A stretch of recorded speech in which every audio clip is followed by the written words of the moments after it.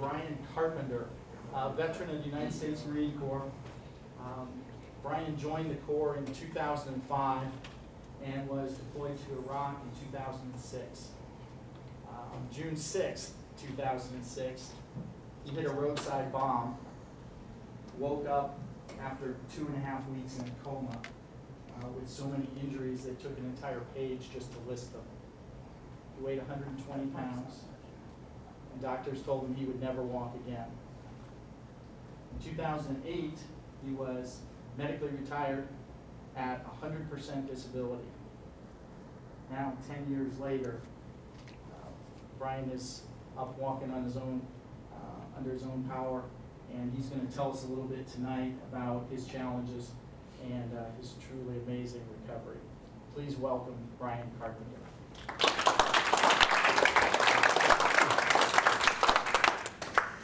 Hello everyone, and thank you for being here tonight. Okay, first and foremost, if you were current military or prior military or vets, can you raise your hand? Everybody give them a round of applause, please. Thank you guys for serving. Now, I am Bryan Carpenter. I graduated from Rittman High School in 2004, and I've lived in Wadsworth most of my life, about 3/4 of my life, which I really like Wadsworth. I'll probably end up retiring there someday. And I'm here to speak to you guys about resiliency, overcoming the odds, never giving up, and reaching for your dreams, whether it be in your career, anywhere in life, illness, disability, injury, anything that you might have to overcome or face in life. And my story is a prime example of why it's so important to keep pushing and never give up. It all started when I was a little kid. I developed the military be a dream from a young age.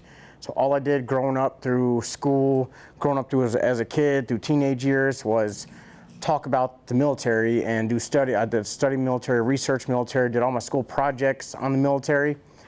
And when I graduated, I skipped all the graduation parties. I skipped everything possible because I wanted to go straight in the military. Well, unfortunately, I have a disqualification, which I have paper up here. I still have it. So this letter is to advise you, as a result of your recent military entrance medical examination, you have been permanently medically disqualified as a history of psoriasis, which is, I don't have full-blown plaque psoriasis. It's called gutted psoriasis. So if I get a respiratory infection, I break out a little bit. It looks like chicken pox again. And then once after I break out, I go tanning for a couple weeks and it's completely gone. You can't even tell. So freshly into the real world, my whole life dream was already shattered in front of my face. And of course, I didn't want that to happen, so I refused to let it happen. So I went to every branch. I was trying everything I could to get them to just let me in. And then finally, my Marine Corps recruiter walked by as I was in the Navy line. He's like, "Carpenter, what are you doing?" I'm like, "Oh, I got to join the military somehow. Maybe the Navy is my last choice." He's like, "Get in my office." So I sat down. He pulled out this big old book for his recruiter stuff. He's like, "You're going to go to the congressman and your dermatologist," which was here in Medina. Dr. Torok, she's right outside of Medina here, and Ralph Regular was a congressman. I went to Dr. Torok. She wrote my waiver letter, and then Congressman Ralph Regular wrote my waiver letter to MEPS, telling me they should let me in. So finally, they accepted me, and I was back on track, living the dream. And I left for boot camp February of 2005, which I did 3 months of boot camp, 1 month of combat training, and one month of MOS school. And then upon coming out and checking into my unit, when I was checking in, my major, who's our commanding officer, he's like, "What do you think about going to Iraq already?" I was like, "Well, I didn't go through all this intense training for nothing. I want to go." I wanted to say, being a little smart aleck I am, I'd be like, "I didn't go through all this intense training to go grocery shopping with my mom," but I didn't want to push my luck too much, so I just kept that intense training. So then December of 2005, I shipped out to Fort Devens, Massachusetts for a month of combat training in the middle of a snowstorm. And then we shipped out 3 months to 29 Palms, California in Southern Ohio for Mojave Viper. And then we finally landed in Iraq in March of 2006. And of course, I'm sure Vietnam vets, World War II vets, you guys know being in combat, you're gonna have a bunch of stories wrapped up, so I'm not gonna get too much into that. But I did hit 2 roadside bombs while I was there. On Easter of 06, I hit my first roadside bomb, which was a small little 80. It didn't do nothing to us, didn't do nothing to the vehicle. We just pushed through and finished the mission. And then on June 6, 2006, I hit another bomb, which was quite a bit big, quite a bit more powerful, and quite a bit more damaging. And I remember it was like yesterday. I was driving up to the road where I hit my first roadside bomb. It wiped out the road, they dug a huge hole. So a couple days prior, we had to keep swerving around it because it would have swallowed the Humvee if we would have hit this hole. When we came back up to the hole, it was completely filled in, it was leveled off, it looked like professionals could fix the road. So I was still being cautious, still try to swerve around where we usually swerved around it, but I could only go so far because of big trash piles I had on the side of the road. And my front tire just hit the corner of where the hole was, and I heard a click, and I was out. Woke up 2.5 weeks later out of medically induced coma, and what they said was my front tire nicked the pressure plate, and I had a triple stack 120s on the pressure plate blow up underneath my vehicle, which, if you guys seen this book cover right here, that's my seat on the top of the book. The transmission came up through the bottom of the floor. You guys pass that around. Transmission came up to the bottom of the floor and shoved my seat into the dashboard and steering wheel. So now I got a whole new route to life. When I wake up from this coma, my injury, I was 120 pounds, and they said I was probably never gonna walk again independently. So I was either gonna be on a wheelchair or crutches the rest of my life. And so therefore my new dream was getting back to normal. So my injury sustained traumatic brain injury where I didn't even know who my family was, I didn't know who I was, I didn't even know I was a Marine. I was technically mentally retarded when I woke up from the damage my brain took from the blast. So then they cut me for emergency trachea. You guys can see if my neck, if you look, and they nicked my carotid artery in the process. So I had a 6-unit blood transfusion in my coma, and that's probably why I woke up at 120 pounds with all that blood loss. And then I broke 7 vertebrae in my lower back, L1, 2, 4, and 5, S1, 2, and 3, and I broke the bottom piece of my sternum called the xiphoid process, and they had to cut that out. And then I lacerated kidney and liver, and I shattered my pelvis 5 different places. And real quick, I got a scar up and down my stomach from internal bleeding. And then I shattered my right ankle and my left foot. It's called drop foot. Some people know what drop foot is, where I can't lift it. I have to wear an AFO on my left foot so I can walk. So that's why you'd think they said I'd probably never be able to walk again. And I'm sitting here and 120 pounds, sitting in a wheelchair, and of course, I got the stubborn Marine, the Marine mind, and I'm like, challenge accepted. So after 6 months, I literally forced myself to walk. I wanted to be back to normal so bad. I was not taking being in the wheelchair on my crutches because I was only 20 years old when I was in this position. I was like, I'm too young to be like this. I'm an athletic star. I did everything athletic, and I was too active to be like that. So 6 months, and going into 2007 pretty much, I dropped my crutches and I folded up my wheelchair, said I'm done. So what I would do I'd start from here and I'd walk to the wall over there. And then I'd have to collapse on something because it hurt and it was very tiring, it was painful, and I would just sit there and I'd relax. And then I'd come walk back and collapse and work and relax. And after so long of doing that constantly, you build up strength, you build up muscle, you build up everything, and endurance, and before you know it, I was walking across the whole room. And then I just kept at that for quite a while. And then before you know it, I'm going across the building.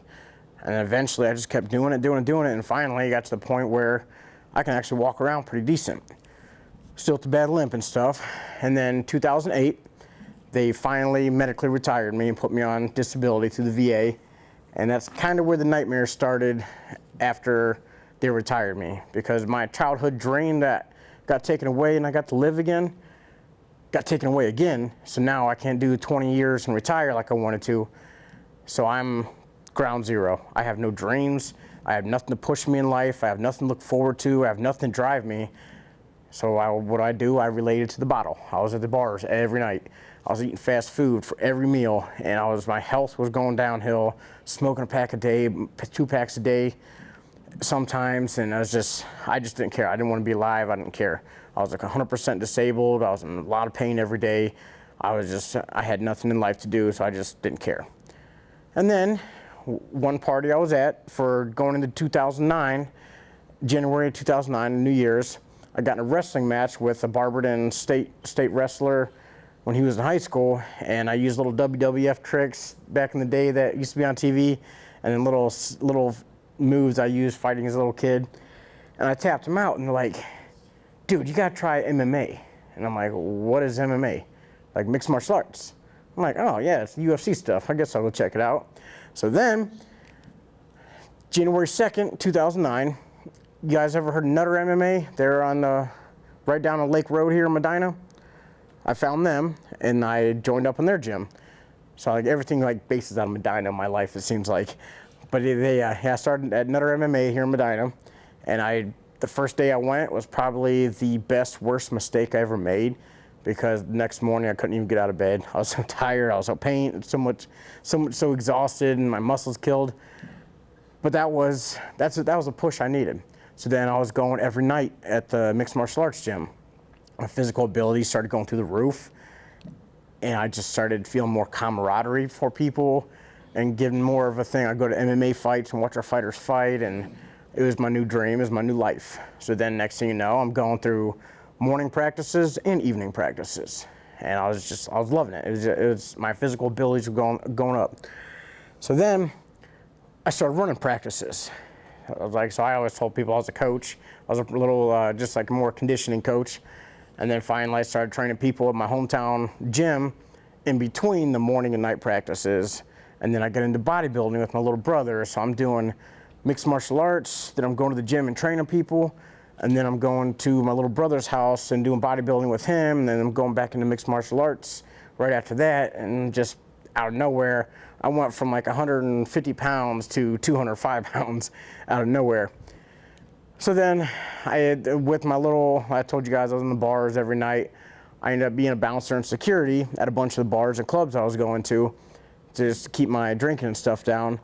So I'm at this point dropped out of PTSD classes out of the VA because my life was so perfect, my life was so happy. I had so much of a belonging with being a bouncer, and everybody loved me being a bouncer, and then being a mixed martial arts trainer. And yeah, I did get promoted to being a trainer, submission wrestling and boxing trainer with Nutter MMA.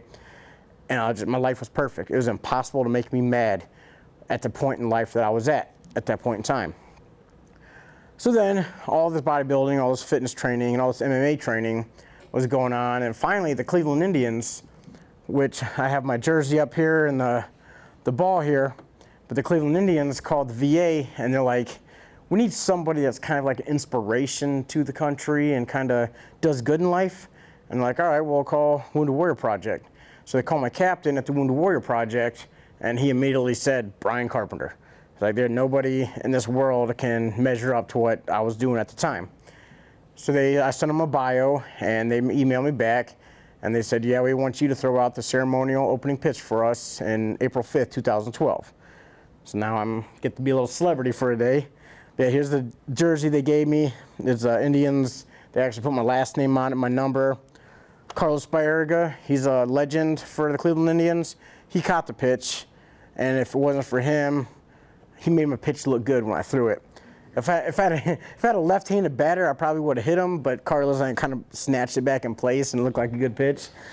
But yeah, the news were all over me, and the whole stadium, sold-out crowd. When they were taking me around on the Clydesdale wagon, and once they announced my story to everybody, people were like trying to jump over the fence to touch me, and they were crying, taking pictures, and it was like overwhelming of how proud it made me to be at that place, because that whole stadium just knew who I was and loved me.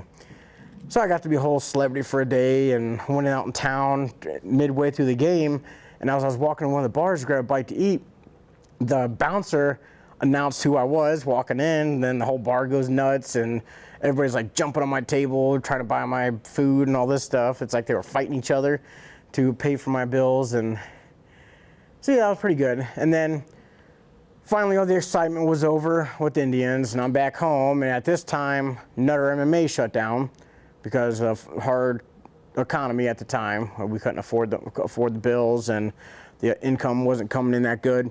So they ended up shutting down, and I really lost my dream again. So now I'm back to square one, nothing to look forward to, nothing to drive me every day. And I'm talking to a few people that I go out and party with and all this stuff, and luckily it was like a gift from God. I ran into a guy I went to the career center with, the Wayne County Career Center, and he was now a firefighter at Orville, which is on the other side of Wadsworth here.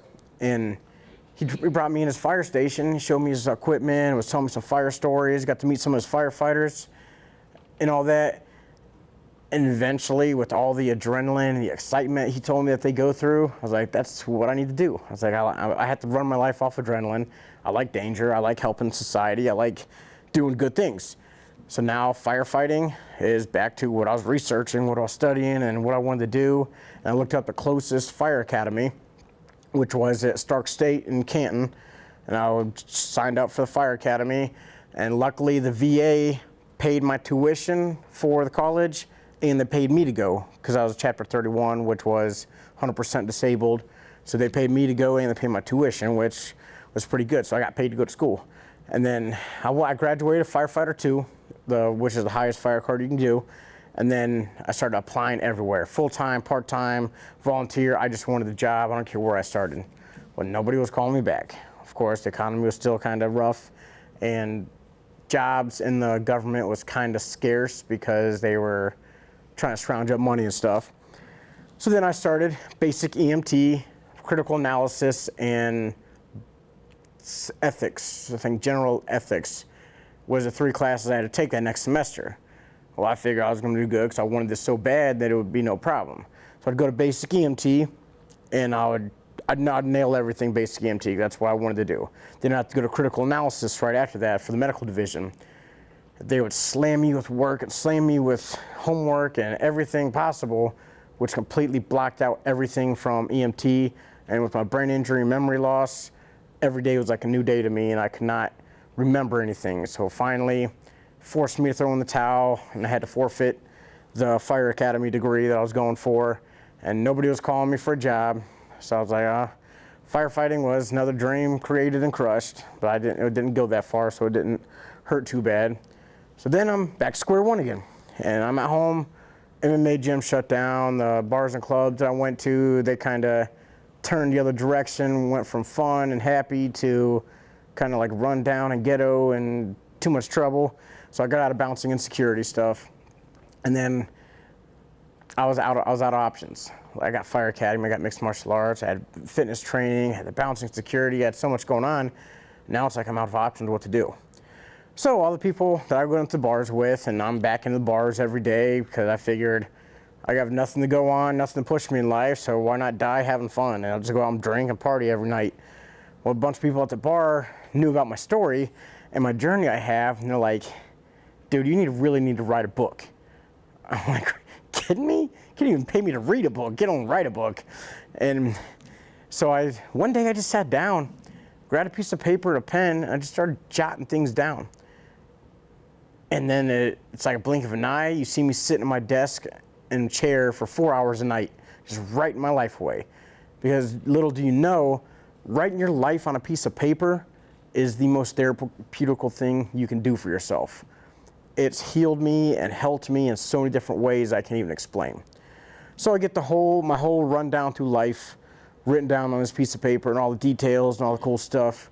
And then I added my photos that I added with it, and I took it to a publisher and got it published. And as soon as I brought it back, got the word out, it was an instant hit. I was like, I'm already within 10 days, I was motivational speaking already, and I've already sold a couple hundred books within the first month. I've been all over USA Today magazine. Here in May of 2017, USA Today magazine did an article, and then Heart of Ohio, they did theirs June of 2016. They did an article, and I was on a bunch of radio stations, a couple talk shows, Anybody live in Wadsworth around here? No, I was on the Wadsworth talk show. They did a big show on me in their radio. And then News Channel 3 and 5, they did another stories on me. And this book has been a blessing in disguise, technically, or the Roadside Bomb is a blessing in disguise. So got the book published, and now my new dream that's overriding everything I've been through was me making a difference in this country, me making a difference to people and helping them out. So the moral of the story is, if I would have given up when I was disabled, I could have easily used all my injuries and what they told me as an excuse not to try for where I wanted to be. Bodybuilding or mixed martial arts or even walking, period. They're like, oh, they told me I was never going to walk again, so I'm not even going to try. I use that for an excuse. So therefore, resiliency, being resilient, is very, very important when you want to get something that you want to do. And real quick, when I finish up here, if you all can think of any questions, I'd like to do a question and answer thing for a little bit, which I don't care what you ask. Okay, so back to my story. And I could have given up when things were tough, when all my dreams kept shattering in my face. I could have given up, but I just created a new dream and I'll chase it. And if this dream even shatters in my face, I'm sure there's going to be something else along the road that I can chase and do, and I just make the best of what I'm given. So in closing, I want to thank you all again for coming out and listening to me. And I do have some books here for sale if anybody's interested. That way you can get more in detail of my story. I mean, I just kind of give you the summary of how everything went, but I do have books for sale if you want to know the whole story and how everything went down and how it affected me personal-wise with PTSD and stuff. All right, well, thank you guys again. When did you graduate from Rittman? 2004. What? Yes, when I graduated from Rittman, it was 2004. They're all from Rittman. Oh, you guys are all from Rittman? Yeah. Carpenters, you know, Jim, Joe, John, Josh, Lloyd. I used to drive school bus and then was maintenance there. Oh, okay, Leroy. Seen you there. You seen me? I said we probably did. Oh, yeah, okay. Yeah, I was there for 10 years, 11 years. Oh, really? Yes, I was 04, so therefore. Oh, God, am I that old? Well, you keep my age. Wow. It's like, man, I remember, because I wrote about that in my book too. I had my 10-year deployment, or not 10-year deployment, 10-year class reunion in 2014. So, when did you graduate from Rittman? 04? Yeah, I retired in 97 from Rittman from the high school. Okay. All right, yeah. Jackson's, Carpenters, Becerra's. Becerra's, yeah. Yeah, that's my mom. That's my mom's side. Becerra's, yeah. Carpenters, obviously, my dad's side. That's cool. We graduated in 57. Oh, 57. I want to say that's my older uncles. Jim Carpenter, Lloyd Carpenter, Judy Carpenter as well. It would be Judy Howe after she got married. Howe, you guys know Howe? Okay, yeah. Small world. My son graduated in 81 and 83. Oh, okay. Yeah, I was born in 86. The oldest boy went to the Marines in 84. Oh, in 84, all right. Anybody else got any questions? Yes, sir. You mentioned that when you woke up from the coma, that you had trouble remembering things and remembering family and that sort of thing. Did that come? How long did it take for that to come back? And was it all at once or gradually, or how did that work? He asked, when I was in my coma, I woke up and I couldn't remember my family, couldn't remember who I was, couldn't remember nothing, and how long did it take for it to come back? And I'm glad you said that, because I just touched on the subject but didn't get into detail. Memory, the brain is a very, very interesting thing.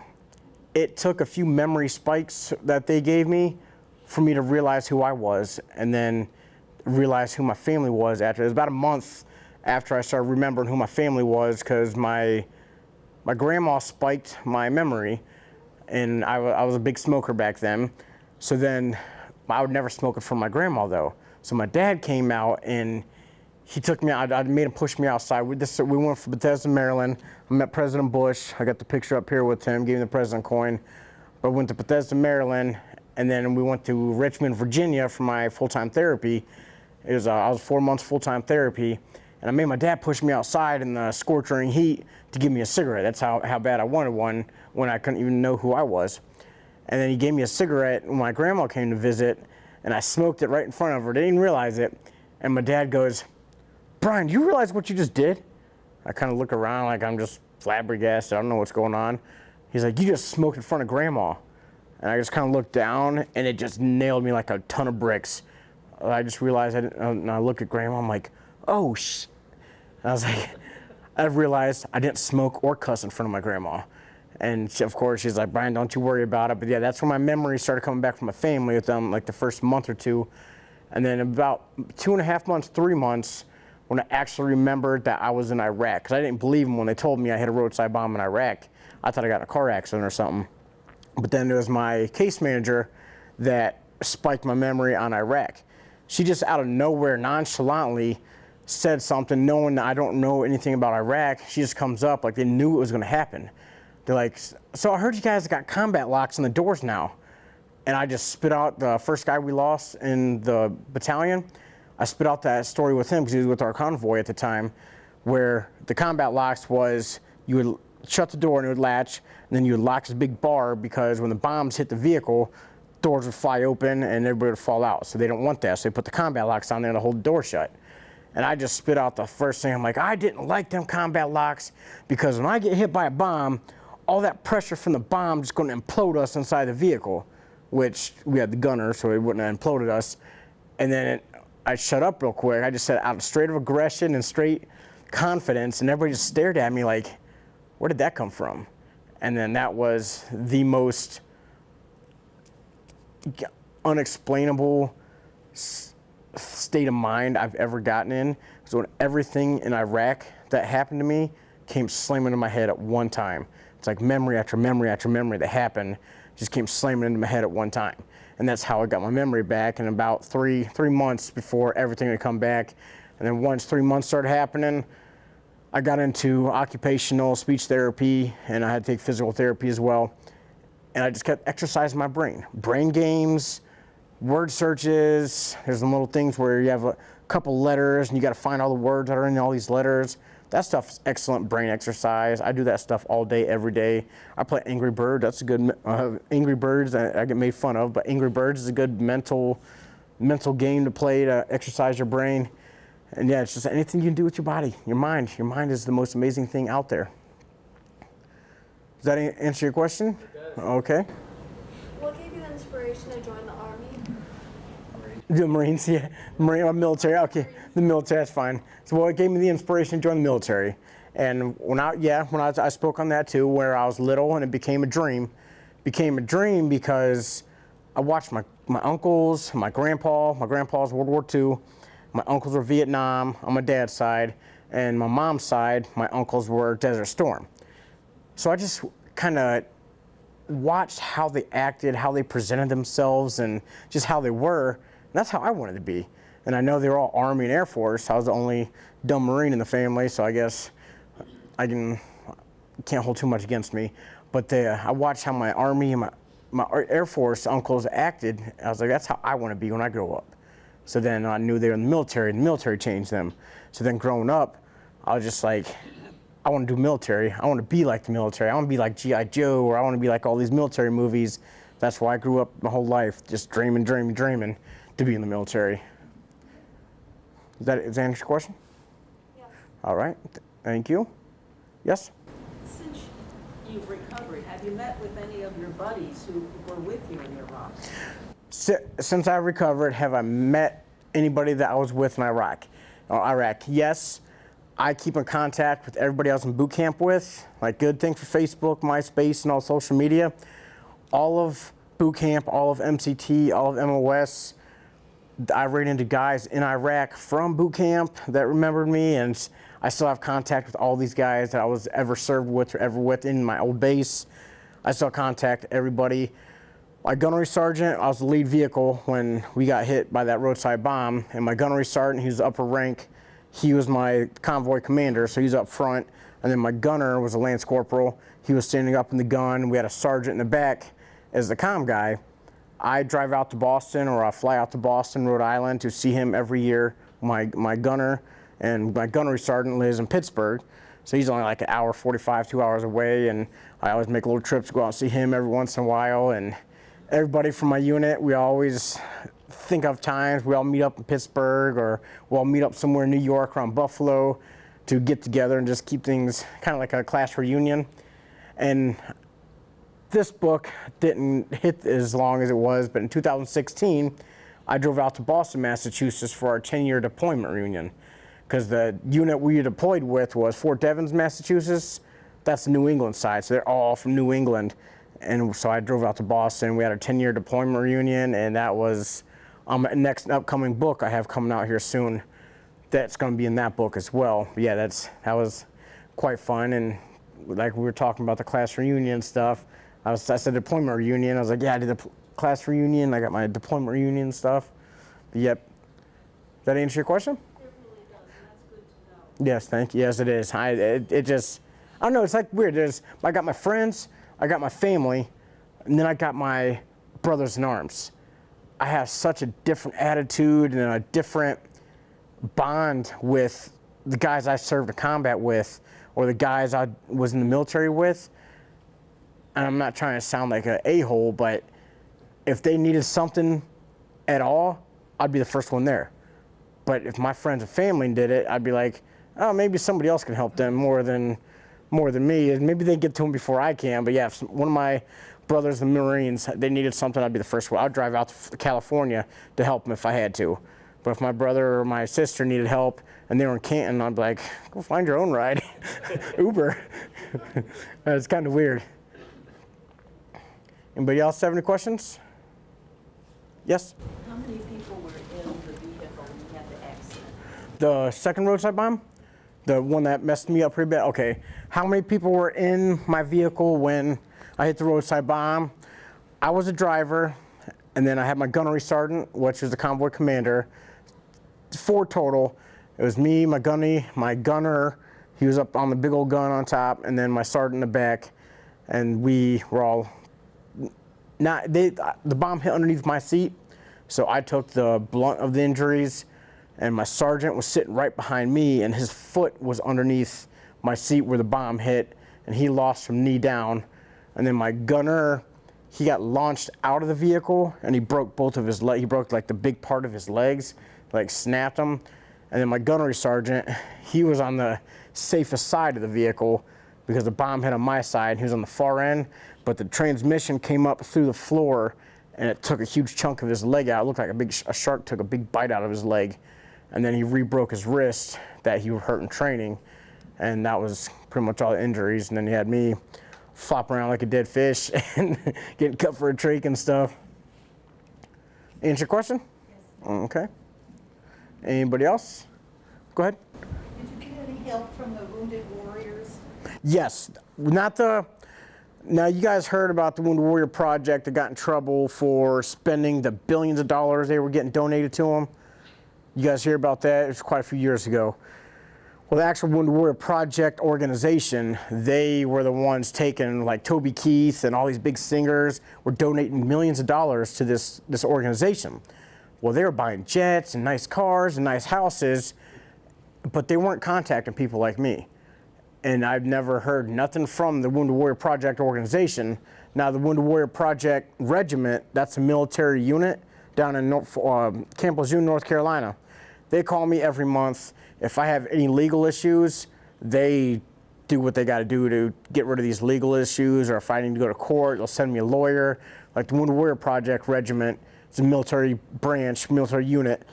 They call me all the time. That's why I wear my Wounded Warrior Project stuff. I don't trust the organization because they done screwed us over once, but the Wounded Warrior Project Regiment, I'll support till I die because they make sure every month that I am well taken care of. And if I'm not, they will do something about it. I have one last question. Yes. You said you were in a convoy. Yes. They must have gotten help to you pretty quickly. Well, we were a 4-person security team, or a 4 Humvee security team. We were the fire support for anybody that needed to move in the city. We were at Camp Bahria. Camp Fallujah was behind us, and we ran the city of Fallujah.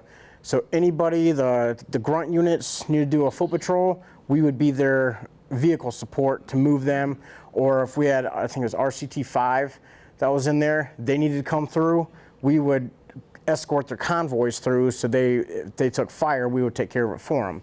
But we were the fourth person in the Humvee team, and we just had to run a tire down to an ECP that hit a bomb earlier in the day, and hit the bomb, and we just left the CMOC, which was downtown Fallujah. That was where our Charlie company was stationed. We just left there and shot down this road. So we were like probably half a mile away from the closest base, and as soon they said they heard the bomb like it was in their backyard. And then once that happened, we called in. We needed QRF to come out and help secure the area because we're probably going to get ambushed after that. But yeah, Charlie company, they were out there within like 2 minutes after that bomb went off. And then of course we called HQ. I guess they called HQ and they sent their QRF to come out and make sure that we were good as well. And that's a good thing about the military. No man will ever be alone in the military, or no unit would ever be alone. If they get in trouble, they got backup right then and there. There's no way they ever fail with that. Mm-hmm. Yes, sir.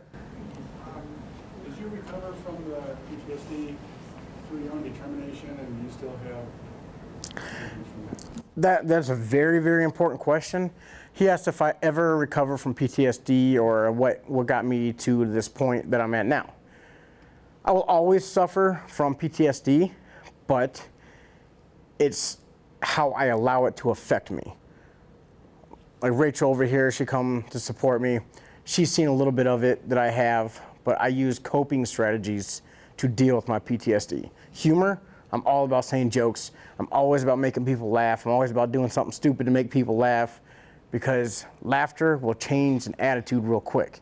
If someone's in a bad attitude or they're mad about something, you make a stupid joke, make them laugh, you just made their day and they're in a better mood.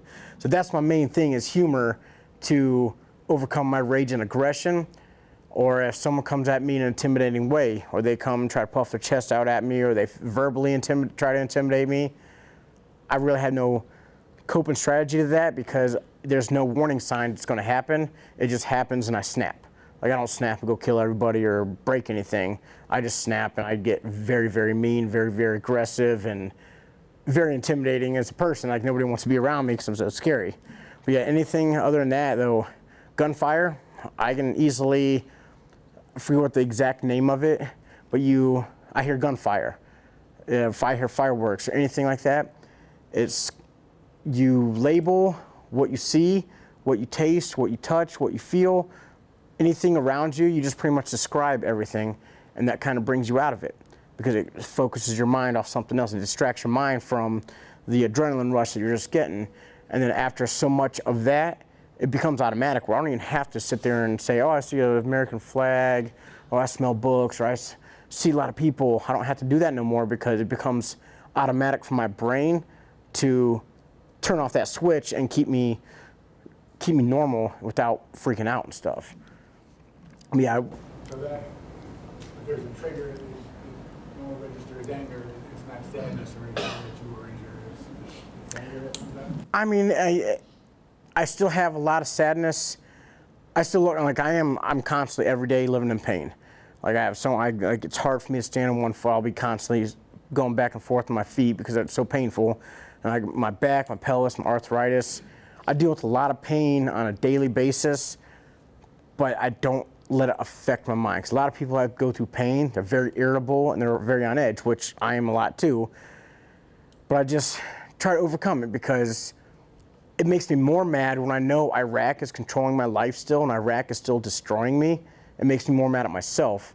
So whenever I have that pain, or I have that rage, aggression, or if I have that outburst, I get more mad at myself, and then that kind of helps prevent it in the future from happening again, because I'm so disappointed if it ever happens.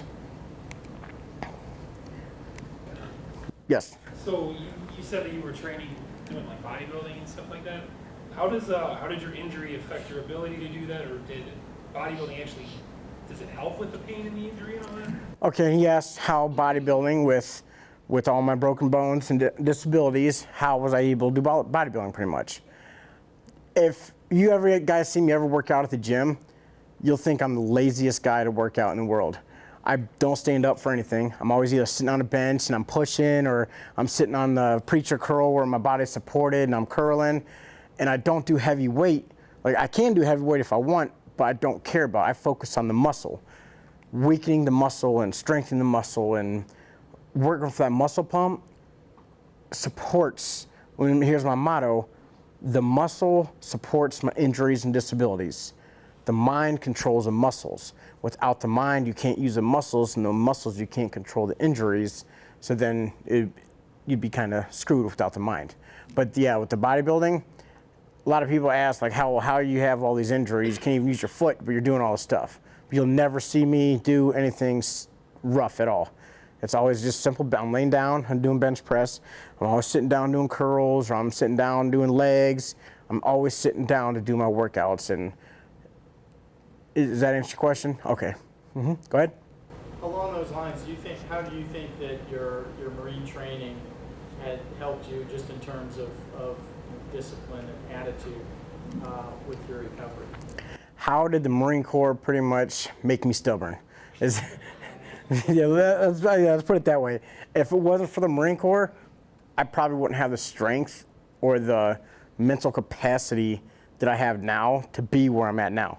I'd probably still be in a wheelchair. I'd probably still be on crutches, to where I wouldn't have to where I feel a struggle. I want to fight back even harder once I feel struggle or resistance, but I wouldn't have that stubborn mindset before the Marine Corps. The Marine Corps gave me all the drive, all the thick head and all that stuff. Yeah, if it wasn't for I give it to the Marine Corps for my recovery pretty much. If it wasn't for them, I would have been nothing. Answer your question? It does. All right.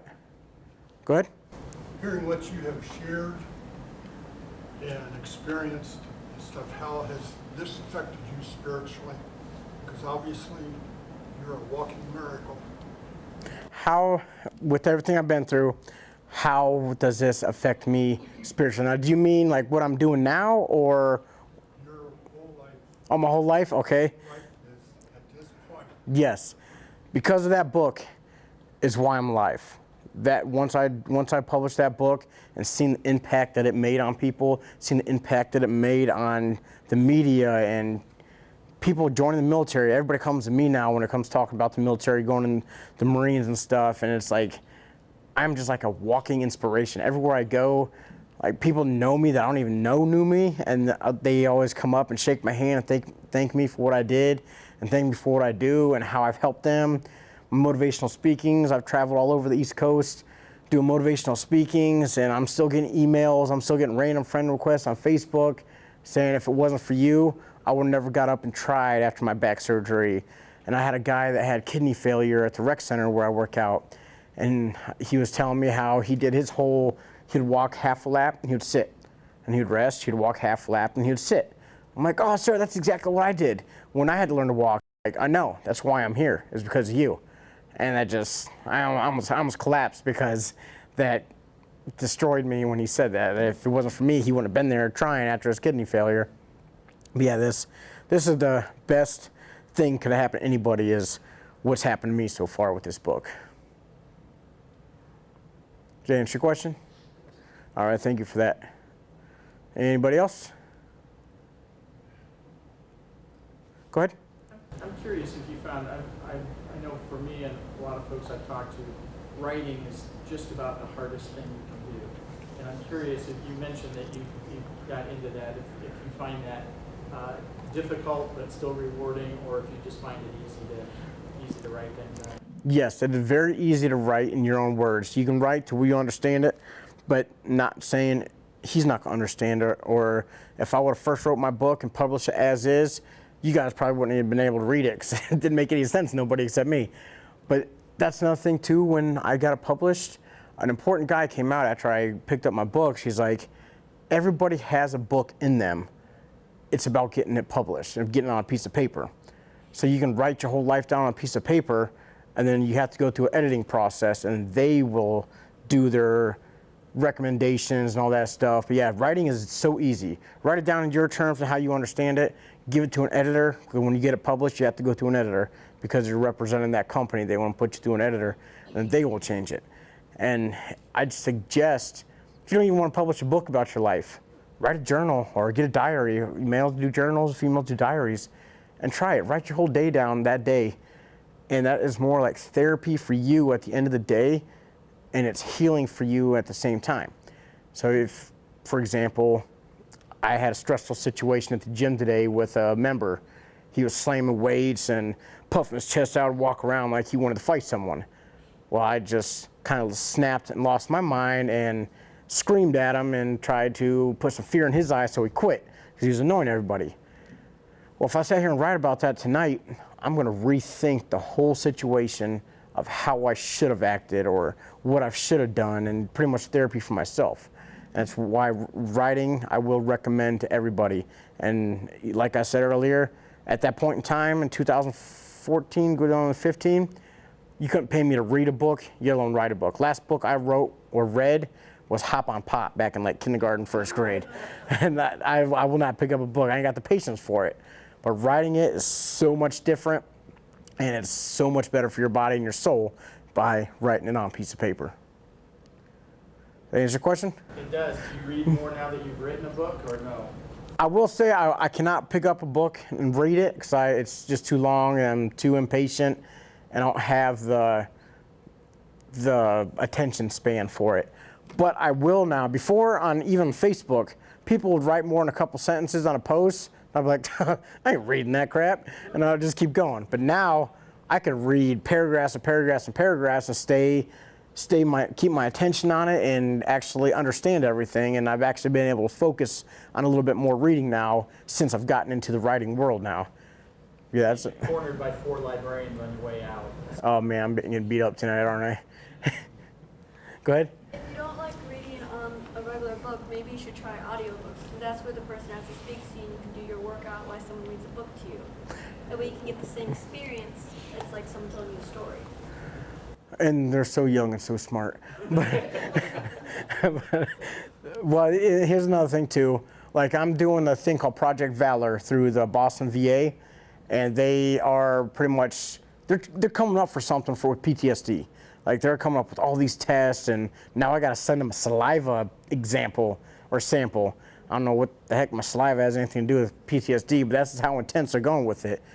But I had to sit there and listen to her talk for 10 minutes straight. It's like an audio thing. She gave me all these instructions and all these explanations in 10 minutes, but I only heard the first 2 minutes of it. And then I was like, my brain started wandering, and I started thinking about other stuff. And then it was that awkward moment where she goes, "Do you understand?" And I'm still like wandering off. And then there was a pause. I'm like, "Wait, what? Huh?" And they're like, "Do you understand everything?" I'm like, "Oh yeah, totally." Yeah, so I'm more of a hands-on type of person. Yeah, so if I can learn anything if I do hands-on. I don't care if I could probably put Bill Gates out of business if I was doing his work and I did it by hand, because I'm the perfectionist. I got to be the best at everything I do, or anything that I try, I have to have the best, I have to be the best. So if I learn something hands-on, I guarantee to be the best at that thing that I'm doing hands-on. But that's a good idea though. I like how young and smart you are. Go ahead. All said and done. Any regrets? No, I'm glad you asked that. Any regrets for anything through the whole journey? I have made some decisions through the years of my recovery and my drinking and my partying and my spending money and going on vacations. I have things I probably would have took back that I wouldn't have done. But if I didn't do them, it wouldn't have made me who I am today. Because everything you do will strengthen you as a person. It'll strengthen your soul, it'll strengthen your spirit. But if you don't have no struggles in life, you can never be a strong person.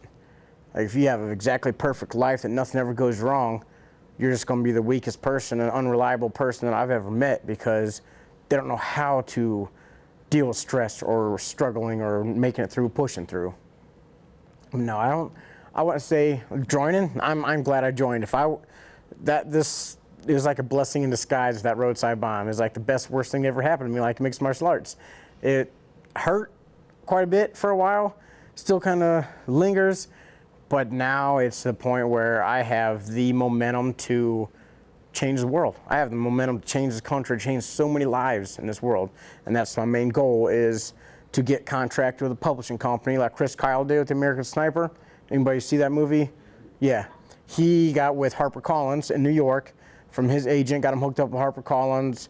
They gave him $2 million to use his work, and they got him instantly worldwide with his story. And that's my goal right now. I don't care about the money. Yeah, it'd be nice to have a couple million, but I'd rather be known across the world and go down history as the man that actually did something in this world and to this country. Are you working now or no? No, I do security for a country singer. She's a local country singer from Lodi, Erin Stahl. Not sure if anybody knows Erin Stahl, but she's a Nashville recording artist, and she does little concerts. She stays local quite a bit. She went to Thirsty Cowboy last night, and she's trying to grow slowly, but I do security for her. I do that for free. I train a handful of people every day at the gym. I go to like 3 different gyms training people. I do all that for free because it keeps me busy. The government, the VA, I have very little complaints about because they take care of me pretty well. I'm a polytrauma unit from all the injuries I took. So they put me at the top of the list to see where I need help. And I'm 100% disabled. I got free medical, free dental. And they told me I can't work. I need to focus on my physical rehabilitation, and which I take full advantage of. And I live in the gym twice a day, training others, helping others, and fixing my body and stuff. And then I do motivational speakings. I don't charge a dime for motivational speakings because it's going to turn into a job. If I ask for money, it turns into a job. Nobody likes their job, really, technically, in life. So I don't want to come speak and do good by changing people's minds and changing their ways, or go train people at the gym and expect money, because then it's going to turn into a job. I'm not going to like it no more. So I do it for a hobby. Go ahead. Does that answer your question? Okay. Is there a reason you went to a different field than the rest of your family in the military? Well, like I said earlier, with talking about the, no, I didn't say that. I was just saying, like I said earlier when I was talking to them, I'm a perfectionist. So I know my family was Navy, Army, Air Force, and they were all kings to me growing up. Of course, I'm the perfectionist. I got to be the best. So I'm like, I know the Marine Corps is the toughest fighting force in the world, so I'm like, I'm going to join the Marines.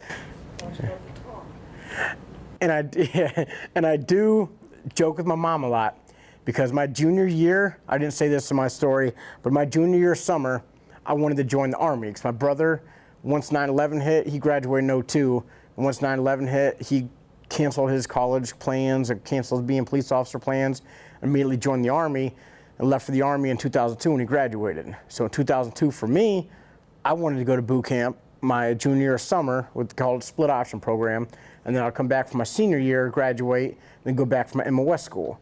Well, I wanted to be based with my older brother in the Army, so I wanted to join the Army as a junior, so right when I graduated, I could go be my brother. Well, my mom had a problem with it and would not let me go sign and leave my junior year. So now I joke around with my mom, I'm like, hey Mom, do you realize if you would have let me join the Army my junior year, I probably wouldn't hit this roadside bomb with the Marine Corps. And she knows I joke around, so she don't have like the audacity to joke around back because she thinks it's so messed up. Like, but she knows I make bomb jokes all the time, so it's totally okay. If I didn't have such an explosive personality, it wouldn't be that funny. You're gonna live with that bomb joke for forever now, aren't you? Anybody else? All right. Well, thank you guys for listening. Thank you very, very much. We appreciate it. Here's a small token of our appreciation. Okay, thank you. So, thank you again. And then if you guys are interested in books, I do have quite a bit left over there if you guys would like to purchase one and check out my story. All right, thank you again.